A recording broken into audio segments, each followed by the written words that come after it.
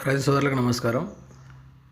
వ్యవసాయంలో కలుపు అనేది ప్రాథమిక సమస్య అయితే నీటి కొరత అనేది మనకు రెండవ సమస్యగా కనబడుతుంది. ముఖ్యంగా ఏంటంటే మీకు ఈ యొక్క నీటి ఎద్దడి అంటే నీటి వసతి తక్కువ ఉన్న ప్రాంతాల్లో ఏమవుతుందంటే సరైన వాతావరణ పరిస్థితులు లేకపోయినా, సకాలంలో వర్షాలు పడకపోయినా నీటి కొరత అనేది ఏర్పడుతూ ఉంది.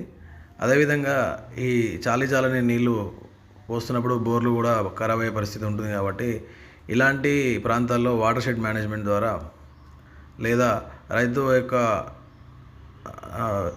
ఆసక్తిని బట్టి మనము చిన్న చిన్న నీటి కుంటలను ఏర్పాటు చేసుకొని దానిలోకి మన మొక్కలకి నీరుని అందిస్తున్నాము. ఈ విధంగా చెరువులను ఏర్పాటు చేసుకోవడం వల్ల సకాలంలో నీటిని అందివ్వడంతో పాటు అదనపు ఆదాయంగా మనము చేపల పెంపకాన్ని చేపట్టవచ్చు. సో ఇలాంటి సమాచారం కోసం వీక్షిస్తూనే ఉండండి మీ ఎస్పీ అగ్రికల్చర్. Thank you.